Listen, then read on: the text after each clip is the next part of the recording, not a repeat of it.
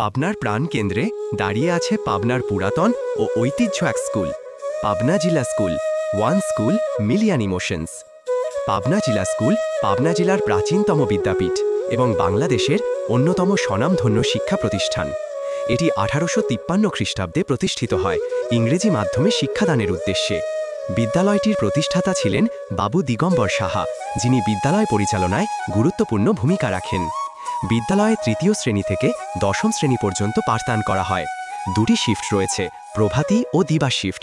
প্রভাতী shift সকাল 7টা 15 minute থেকে 11টা 45 minute পর্যন্ত এবং দিবা শিফট দুপুর 12টা 15 মিনিট থেকে 4টা 45 মিনিট পর্যন্ত পরিচালিত হয়। বিদ্যালয়টির শিক্ষার্থী ও শিক্ষকরা সবসময় শিক্ষা, সংস্কৃতি ও ক্রীড়া চর্চায় অগ্রণী ভূমিকা পালন করে আসছে।